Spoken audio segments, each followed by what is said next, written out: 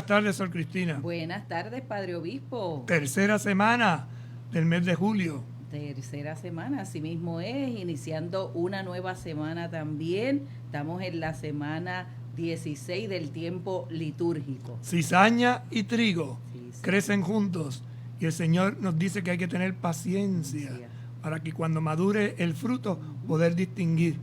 Y este es el proceso catequético, proceso de maduración progresiva, donde vamos descubriendo que en nuestros corazones hay trigo y también hay cizaña. Y hoy nos invitaba a la escucha. A esa escucha serena, atenta, porque al que sigue el buen camino le hará ver la salvación de Dios. Y esa salvación llega por la predicación. Por eso la señal de Jonás radica en eso, en la escucha del Hijo del Dios bendito, de Jesús de Nazaret. Y es lo que en estas tardes estamos tratando de hacer, progresivamente reflexionando sobre esta hermosa carta, la alegría del Evangelio. Oramos pidiendo al Señor su ayuda y su asistencia. Señor Jesucristo, tú que nos acompañas en el camino de la vida, te pedimos que enciendan nuestros corazones con el fuego de las Escrituras, para que participando en tu mesa, seamos fortalecidos en el amor y la unidad. Y así lleguemos a ser auténticos servidores del reino. Tú que vives y reinas por los siglos de los siglos. Amén. Santa María de Guadalupe, ayúdanos a ser discípulos misioneros. San Juan Diego, ayúdanos a ser discípulos misioneros. Beato Carlos Manuel, ayúdanos a ser discípulos misioneros. Bien, y continuamos compartiendo con todos ustedes esta exhortación apostólica tan hermosa sobre el anuncio del Evangelio en el mundo actual del Papa Francisco, y nos encontramos en el tercer capítulo, en la cuarta parte, porque este capítulo era bastante amplio y se dividió en 4 partes, y nos encontramos, ¿verdad?, en el acompañamiento personal de los procesos de crecimiento. Así que vamos viendo un acompañamiento de diversas maneras. Partiendo de la evangelización, ese primer anuncio que marca el camino de la formación y de la maduración. La evangelización que busca el crecimiento de cada persona. Y tiene una exigencia ineludible, que es la del amor. El amor a Dios, pero sobre todo el amor al prójimo. Y en ese amor a Dios y en ese amor al prójimo nos habla sobre ese don de la vida trinitaria. Esto lleva a un proceso de educación y de catequesis, una catequesis que ha de ser querigmática, es decir, basada en el misterio de la muerte y la resurrección del Señor, y ha de ser también mistagógica, que nos ayude a entender los misterios sagrados. Y en ese entender los misterios sagrados, el querigma es el anuncio principal al que siempre hay que volver. Por eso es central. ¿Central en qué sentido? Que en Jesucristo, muerto y resucitado, se nos revela y se nos comunica la misericordia infinita del Padre. Y esto en una breve frasecita, ¿verdad? Jesucristo te ama, dio su vida para salvarte, ahora está vivo a tu lado cada día. ¿Para qué? Para iluminarte, fortalecerte y liberarte. Y ese es el acompañamiento, un acompañamiento progresivo, gradual, como nos dice el Catecismo de la Iglesia. Y en esa centralidad del querigma, en esas actitudes del evangelizador, en una iniciación mistagógica progresiva de la experiencia y valoración de los signos litúrgicos. ¿Cómo lograrlo? A través de un anuncio cercano, un anuncio donde hay una apertura al diálogo, donde hay mucha paciencia, acogida cordial, que no condena, sino todo lo contrario, ¿verdad?, que nos hace descubrir el perdón misericordioso de Dios. Y en ese perdón misericordioso nos invita a hacer un camino, ese camino de la belleza, las expresiones, ¿verdad?, que son esa belleza, son un sendero que ayudan a encontrarse con la persona de Jesucristo. El bello pastor, el más hermoso, no por los aspectos físicos, sino por la doctrina que ofrece, por la vida que nos motiva a realizar, a llevar, a encaminar. Por eso hay una propuesta moral de la catequesis, que es crecer en fidelidad al Evangelio. Fíjate que esto es bien interesante. No es, cuando hablamos de la perfección, no nos referimos a una cosa que sea perfecta, que sea como una piedra. No. Es un proceso de maduración. Y por eso estamos llamados a crecer en la santidad. Y la santidad implica un camino donde descubrimos debilidades, limitaciones, incluso pecados, pero sabiendo que de todo eso podemos aprender como decía la palabra ayer, el Evangelio, porque Dios tiene una infinita paciencia, la tiene conmigo para que yo la tenga con los demás. Por eso somos custodios, ¿verdad?, del bien y la belleza que resplandece en una vida fiel al Evangelio. Y ahí entramos entonces en el tema de hoy, este acompañamiento que Jesús nos ha enseñado a través del que Él ha realizado con nosotros, es personal en ese proceso de crecimiento. Nos dirá el numeral 169 el Santo Padre: en una civilización paradójicamente herida de anonimato y a la vez obsesionada por los detalles de la vida de los demás, impudorosamente enferma de curiosidad malsana, la Iglesia necesita la mirada cercana para contemplar, conmoverse y detenerse ante el otro cuantas veces sea necesario. Lea esa parafrita otra vez porque es precioso y podríamos decir muy rico para nutrirnos con la enseñanza de una iglesia que quiere realmente acompañar. En una civilización paradójicamente herida de anonimato. Entonces, herida de anonimato, donde todo el mundo se comunica, pero está herida en el anonimato. Y cada vez más, son los hashtags, los numeritos. Y nos vamos impersonalizando, nos olvidamos que detrás de ese numerito, de ese hashtag, hay una persona. Correcto. Y a la vez obsesionada por los detalles de la vida de los demás. Pero cuidado que hay gente que le encanta averiguar la vida de los otros y siempre están tomando fotos y mirando fotos y inventándosela para curiosear. ¿Y qué fue? ¿Y cómo fue? ¿Y dónde fue? ¿Y dónde tú? Y eso de una manera malsana. O sea, no es para ayudar a crecer, sino todo lo contrario, para criticar, para espellejar. Impudorosamente enferma de curiosidad malsana. La Iglesia necesita la mirada cercana para contemplar, conmoverse y detenerse ante el otro cuantas veces sea necesario. Esa frasecita final preciosísima. La Iglesia necesita la mirada cercana para contemplar, conmoverse y detenerse ante el otro cuantas veces sea necesario. Hay un icono que es el que tenemos aquí atrás, que ya hemos comentado otras veces y que hoy ponemos también como clave en este acompañamiento, es la Virgen del Silencio. Y fíjate que mirando el cuadro, mirando el icono, y recordamos algunas cosas que hemos dicho anteriormente, que los iconos son las ventanas. La Iglesia Oriental Católica, a diferencia de la nuestra, que es occidental, nosotros tenemos más bien imágenes, estatuas. Pero la Iglesia Oriental pinta cuadros, y esos cuadros son ventanas. Y aquí nos presenta en una de esas ventanas que miran al cielo la imagen de la Virgen del Silencio, una advocación que está siendo recuperada en la devoción de la Iglesia, porque cada día más necesitamos personas, como nos dice aquí, que se detengan y con una mirada cercana contemplen para conmoverse y detenerse ante el otro cuantas veces sea necesario. Entonces, para contemplar, este icono tiene unas características muy interesantes, y es que la mano derecha está llevada a los labios para indicar que hay que hacer silencio.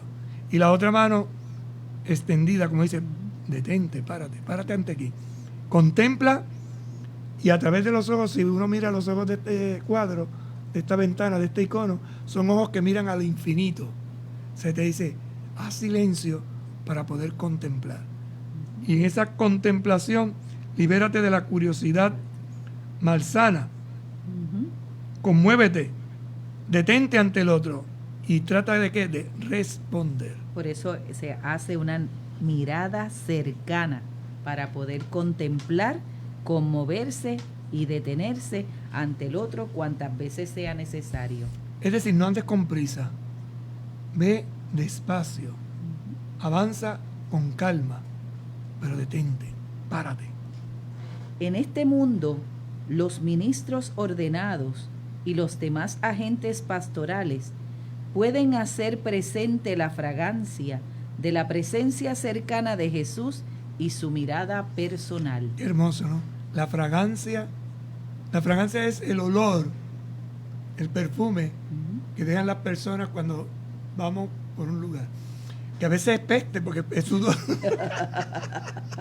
Pero cada persona tiene una fragancia. Esto los perros lo saben muy bien. Y por eso el perro sabe dónde se esconde el amo. Y entonces a veces cuando uno juega, los que tenemos perros y jugamos con los perros, nos escondemos y lo llamamos y le pitamos. Después el perro empieza a buscar y empieza a oler, busca la fragancia hasta que encuentra y le brinca encima a uno y juguetea con uno, ¿no? Pues aquí dice de una forma hermosísima. En este mundo, los ministros ordenados Por el sacramento. Y los demás agentes pastorales. Sacramento, bautismo, confirmación. Pueden hacer presente la fragancia de la presencia cercana de Jesús y su mirada personal. San Pablo lo dirá de otra manera: ustedes son el buen olor de Cristo. Y ese buen olor de Cristo se da a través de las buenas acciones, de las buenas obras. Ayer la lectura primera era hermosa en ese aspecto cuando decía: el justo ha de ser humano.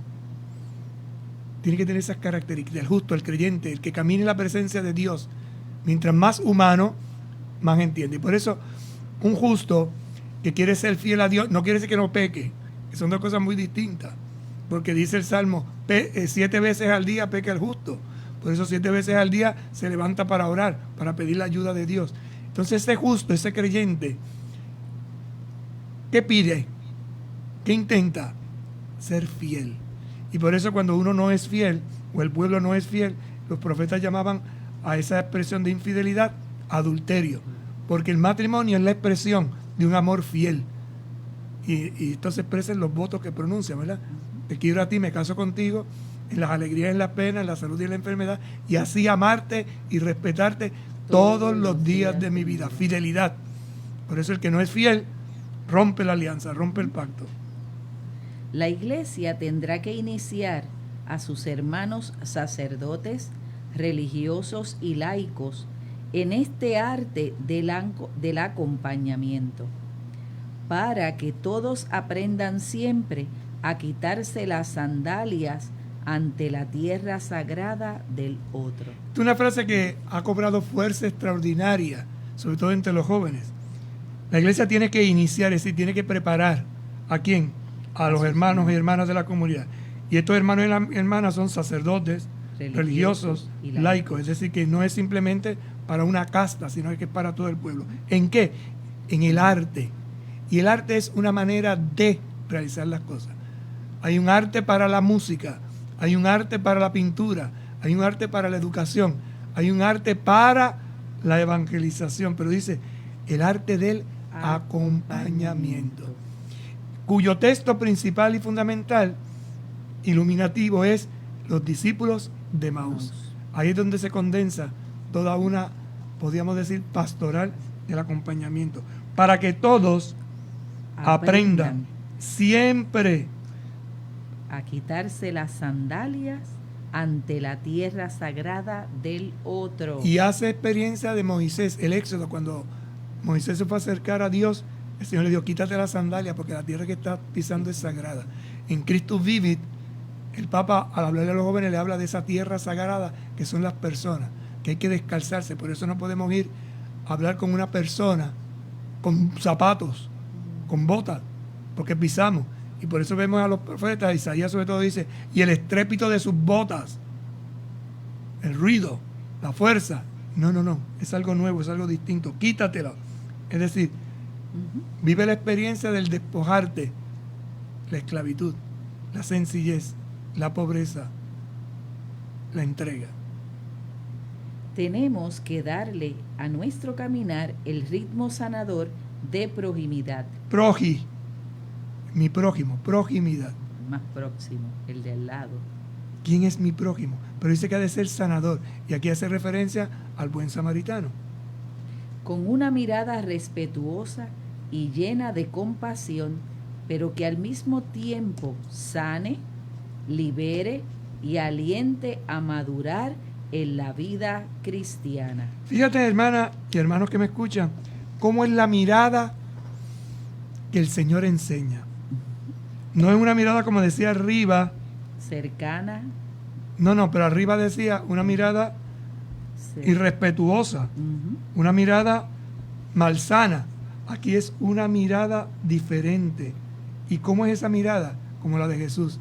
Y es que Jesús se acerca a las personas como si fuera tierra sagrada. Porque de la tierra hemos salido y a la tierra volvemos. De ahí viene la expresión, el Adán, el Adamash. Entonces esa tierra es sagrada y cada ser humano es sagrado. Y ese ser humano me acerco a él con una mirada respetuosa y llena de compasión. Entonces no miro con desprecio, no miro con desconfianza. Por eso hay que pedir al Señor que sane nuestra mirada. Y ahí la famosa bienaventuranza, bienaventurados los limpios de corazón, porque ellos verán a Dios. Entonces, el pecado ha dañado la mirada. Por eso nuestra mirada a veces es pecaminosa, es destructiva, hace daño. Jesús nos enseña que hay que transformar esa mirada por la fuerza del Espíritu Santo en una mirada de amor. Y tenemos que aprender a mirar a las personas. Mirarlas no con desprecio, no con desacierto, no con una curiosidad malsana, sino con una mirada compasiva, respetuosa, tierna, que al mismo tiempo sane, libere y aliente. Fíjate cómo debe mirar un cristiano. La mirada de un cristiano es sanidad.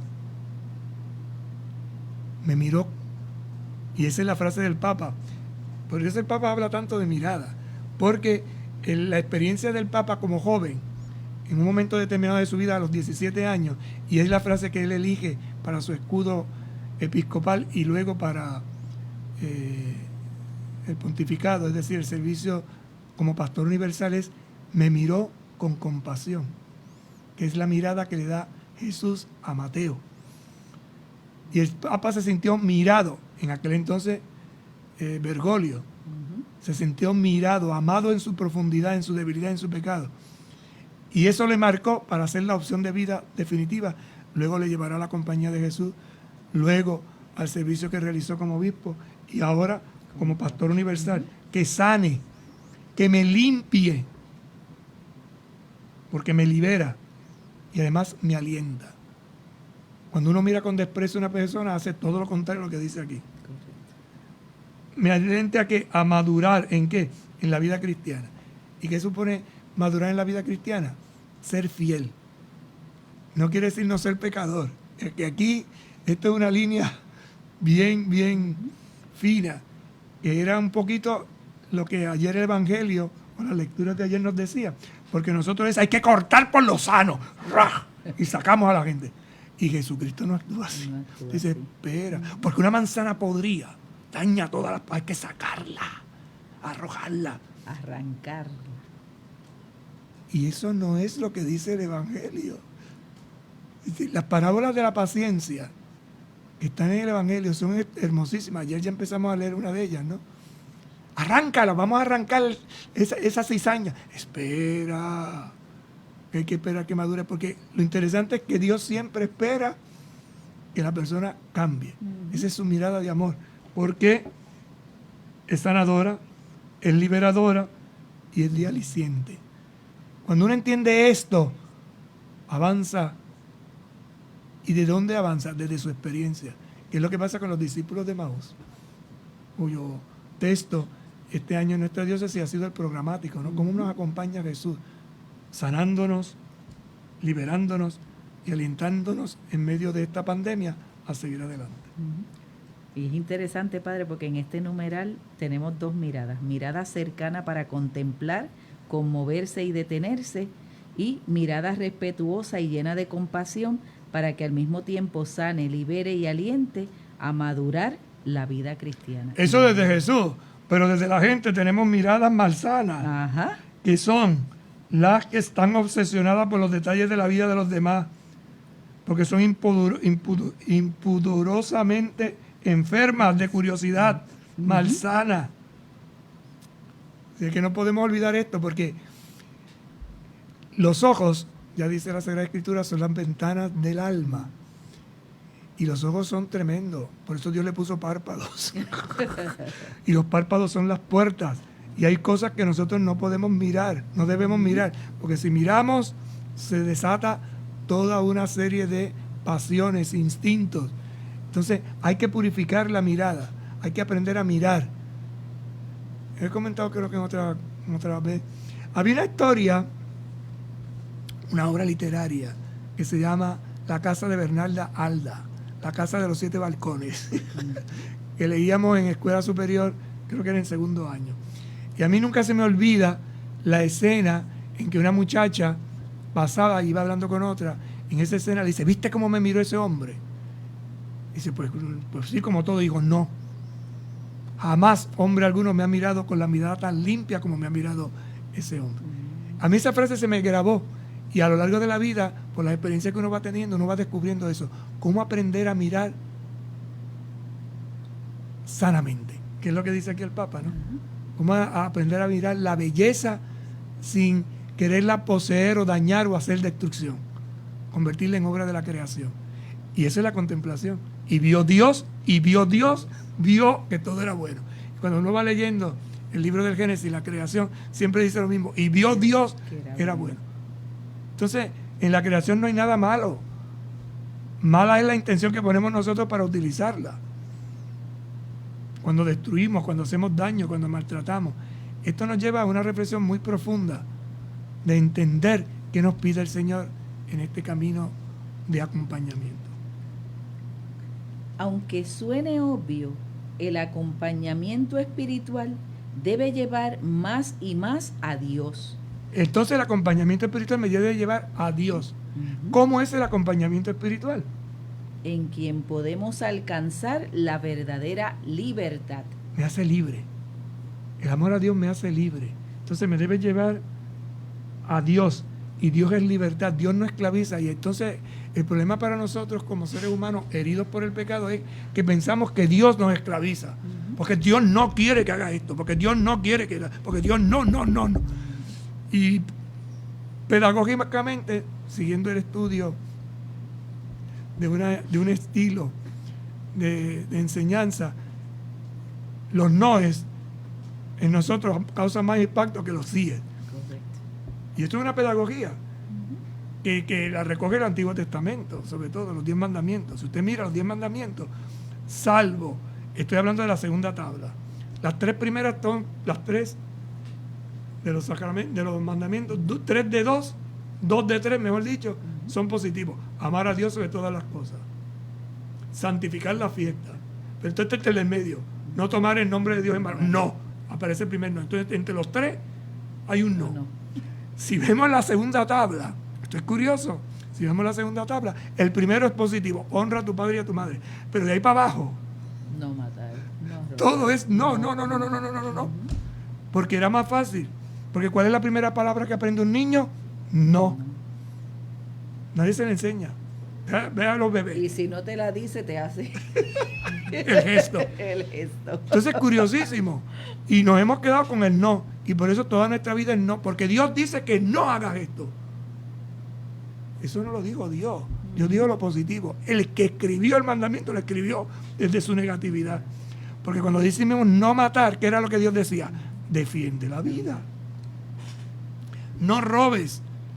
¿Qué era lo que decía Dios? Respeta lo que no es tuyo. No forniques. Respeta el cuerpo de los demás. No mientas. Di siempre la verdad. No levantes falsos testimonios ni mentiras. Di siempre la verdad. No codicies. La misma. Pon los mandamientos en positivo y te vas a dar cuenta que es otra visión. Pero nos hemos metido en no. Entonces nos hemos quedado con el Dios. Que lo que es el Dios del no. Cuando es el Dios del sí. Por eso, a partir del Nuevo Testamento, se recupera el sí. ¿Con quién? Con María. Y María dijo, sí. Acepta el reto. Y Jesucristo en la oración dice, hágase tu voluntad. Digo sí a la voluntad de Dios. En el Padre Nuestro no hay un no. En el final. No nos dejes caer cuando dice al final. No nos dejes caer. Es el único no. Que yo haga todo lo demás en positivo. Padre nuestro que estás en el cielo, santificado sea tu. Venga a nosotros tu reino. Hágase tu voluntad en la tierra. Danos hoy nuestro pan de cada día. Perdona nuestras ofensas como perdonamos a los. No, ahí en el no. no nos dejes caer en la tentación. Y líbranos de... No me dejes caer. Y hazme fiel, porque la última petición es la petición de la fidelidad. No me dejes caer en la tentación. No estamos diciendo que nos quite la tentación, que eso es otra cosa, que la gente quiere que le quite la tentación. Las tentaciones son las pruebas. Dios no quita las tentaciones. Dios Ahí te da está la la fuerza. libertad. Dios te da la fuerza para no caer en la tentación. ¿Y qué pedimos con fuerza de verdad? Que me libre del maligno, que me libre de lo malo, que me libre de caer en tentación. No me deje caer, no, en tentación, pero líbrame del mal. Hazme fiel en el camino, que voy a encontrar tropiezos. Por eso los tropiezos, la palabra tropiezo, eso es lo que significa tentación. Un obstáculo en el camino que me impide cumplir la voluntad de Dios. Pausamos y regresamos en breves momentos. Con un paso de fe a Cristo verás, con un paso de fe a Cristo verás, con un paso de fe a Cristo verás, con un paso de fe a Cristo verás. ¡Los cuatro! Moverás las montañas, caminas sobre agua, caminas sobre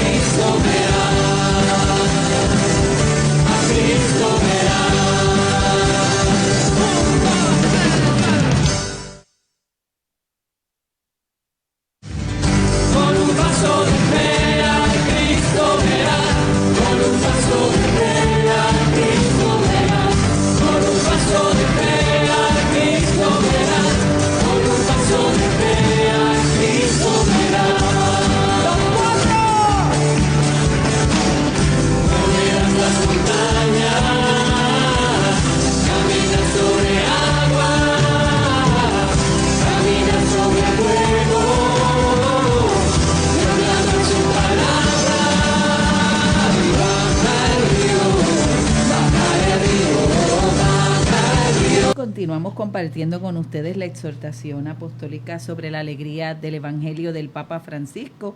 Saludamos a todos los que nos sintonizan a esta hora, los que se han unido en el transcurso del programa, y recordamos que estos programas los estamos bajando a través de las redes sociales de YouTube, ¿verdad?, de Católica Radio. Así que si usted desea ver desde el primer día, desde el 16 de marzo, sepa que allí en YouTube puede encontrarlos de Católica Radio, estas catequesis que estamos haciendo de este camino de fe.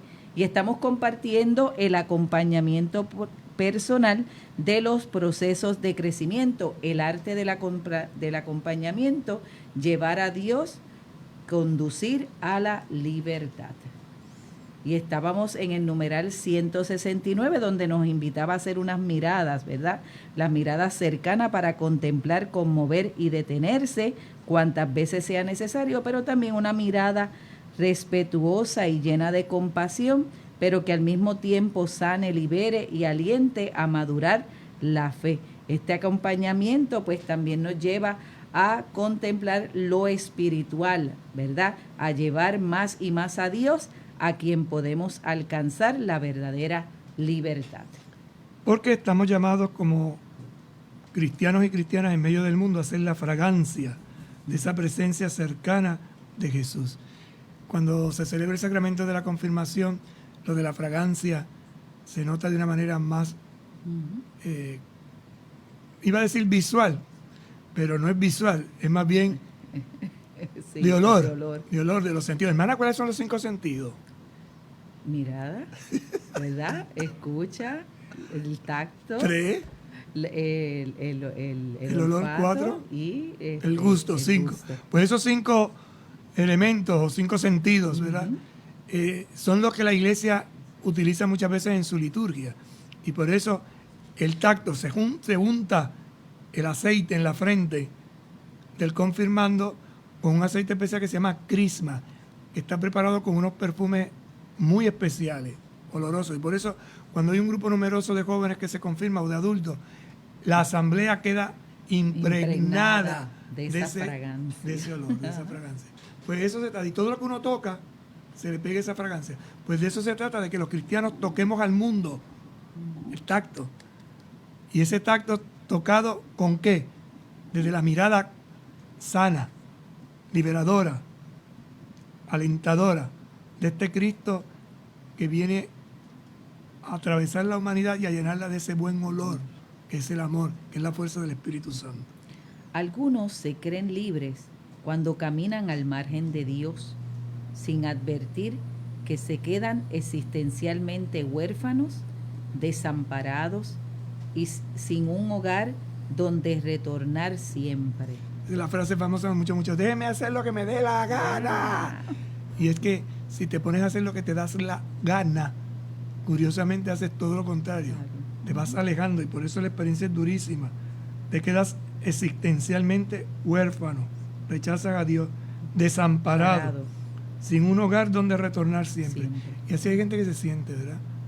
No hay cosa peor cuando sucede en la familia que discuten que a un niño no se le deje comer en la mesa y se le mande a comer al cuarto. Se le excomulga. Y si esta excomunión es tan fuerte, se le saca de la casa. Llegándose incluso algunos a radicalizar esta opción y se van de su casa. Por eso cuando una gente se va de su casa, le cuesta tanto volver. No es lo mismo salir libremente porque quiere emprender un nuevo rumbo a cuando te escapas o te sacan, te exilian, te vas. Es terrible. Dejan de ser peregrinos y se convierten en errantes, que giran siempre en torno a sí mismos sin llegar a ninguna parte. Interesante, ¿verdad? Y lo ponen positivo. Dejan de ser peregrinos y se convierten. O sea, nuestra vida es ser peregrino. Eso es lo positivo. Nuestra vida es ser peregrino, caminar por la tierra. Pero entonces te conviertes en un errante. ¿Y qué es un errante? Un vagabundo. ¿Y qué es ser vagabundo? Pues no tener casa, sentirte huérfano, desamparado, sin tener un lugar a dónde volver. ¿A dónde voy?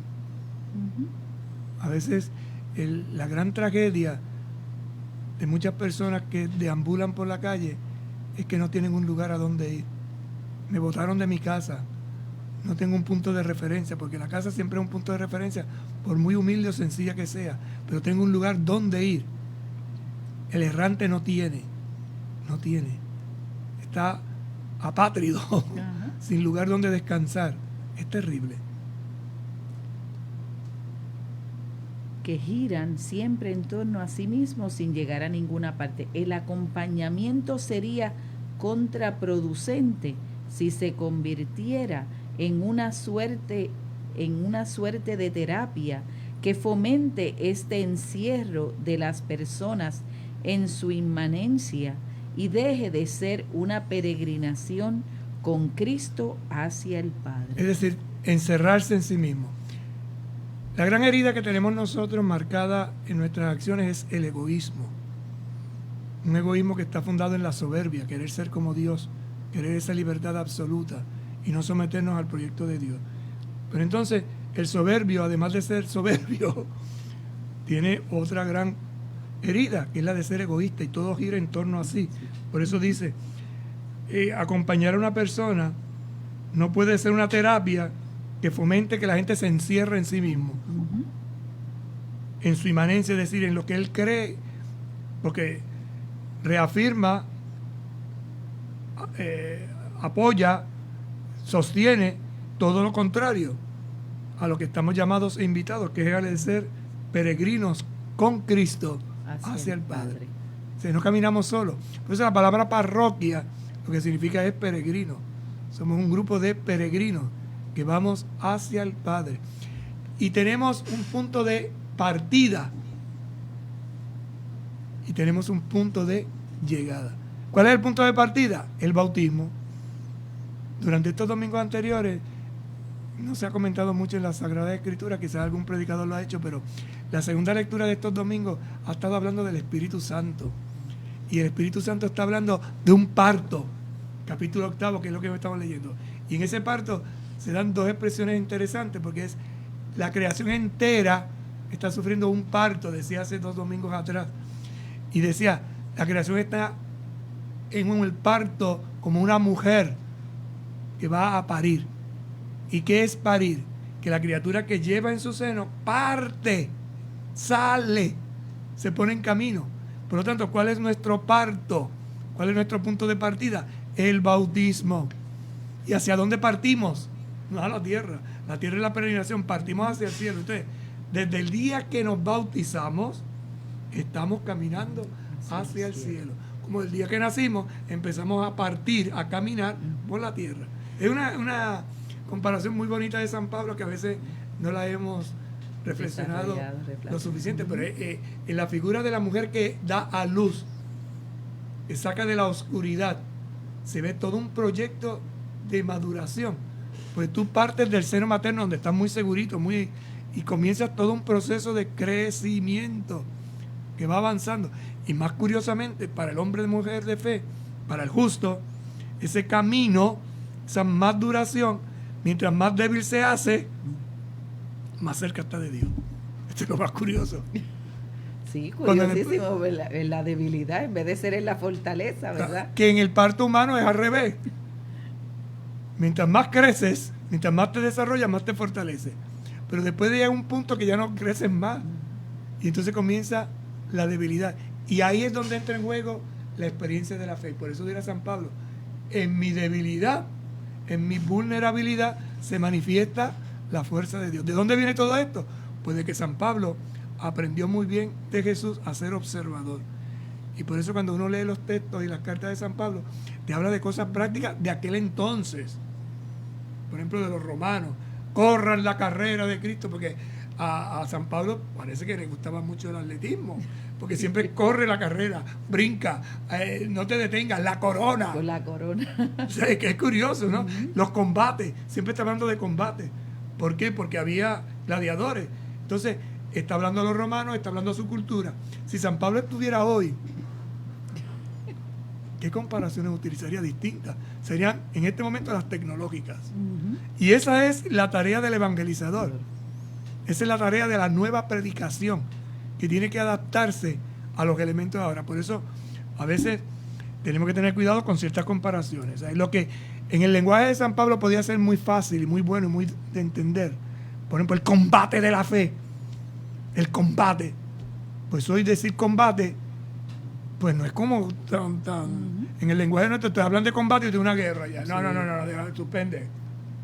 De pelea, agresión. Porque somos, por ejemplo, pongo en la expresión para que tú veas de la definición del sacramento de la confirmación. Se definía, el cristiano que se confirma es el soldado de Cristo. Hoy difícilmente utilizamos esa expresión.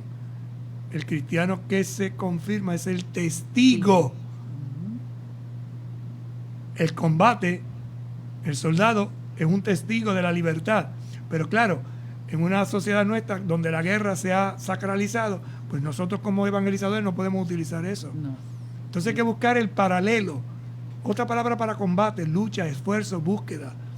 Entonces por eso el catequista que quiere llevar el mensaje actual tiene que ponerse al día en su diccionario. Y eso es la nueva evangelización. Ya no es soldado, sino testigo. Que es la original. Porque cuando tú lees los Hechos de los Apóstoles, cuando tú lees el Evangelio, ¿qué dice Jesús? Y serán mis testigos. No digo serán mis soldados. Si los soldados fueron los que los crucificaron. Ajá. Para que ustedes vean cómo a veces hemos utilizado expresiones. Pero que antes se decía, porque respondía a un lenguaje cultural de aquella época. Entonces cuando nosotros queremos transformar el lenguaje para que sea evangelizadores, a veces yo lo hago mucho con los refranes, ¿no? A Dios rogando y con el mazo dando. Pues no, eso hay que evangelizarlo, a Dios rogando y con las manos ayudando. Todos entendemos lo que es a Dios rogando y con el mazo dando, sí y no. Para una generación es meterle esfuerzo, pero para otra es darle golpe. Hay otro que dice, la enseñanza con sangre entra, a base de palo. Oye, que la cosa no va por ahí. Un lenguaje de agresividad, un lenguaje, ¿verdad?, que verdaderamente lleva a la violencia. Choca. Entonces, por eso hay que tener cuidado. Entonces, a veces se forma el cuidado. Nosotros somos el grupo.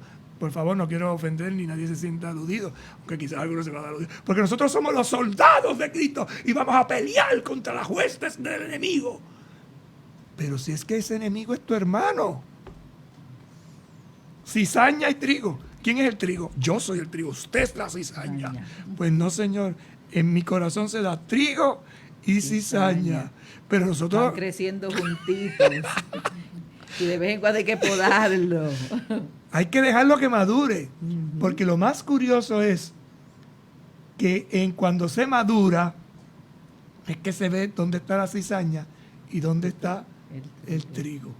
Y por eso las personas tenemos mucho de trigo y algunas cositas de cizaña. Algunas cositas. Ese es el proyecto de Jesús. Y Jesús está diciendo, si tienes paciencia, podemos sacar la cizaña. Aquí, recuerden que Jesús utiliza un lenguaje conocido de su tiempo. Y es que era muy fácil. No tan fácil.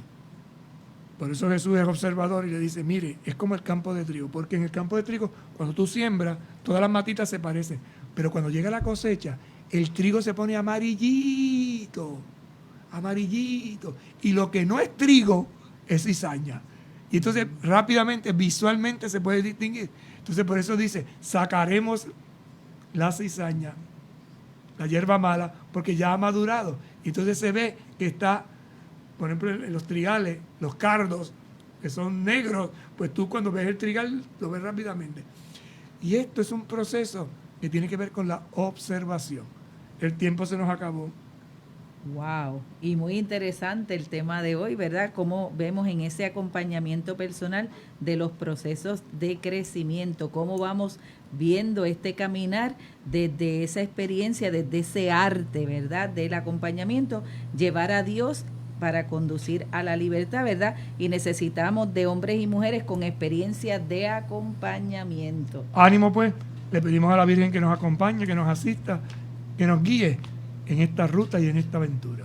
Santa María de Guadalupe, en un mundo en el que a veces desoímos la voz de Dios y cerramos nuestro corazón a los gritos y necesidades de las personas, Nosotros queremos ser contigo y como tú, misioneros que hacen suya la revolución de la ternura. Para que la iglesia llegue a ser casa para muchos, madre para todos los pueblos y signo creíble de un mundo nuevo.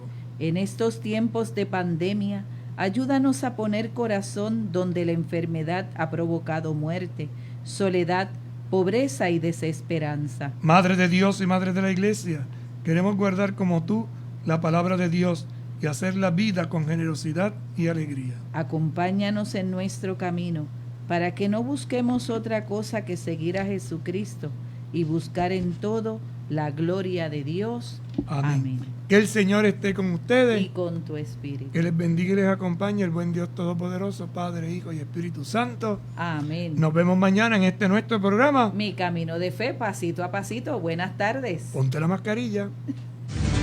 Con un paso de fe a Cristo verás, con un paso de fe a Cristo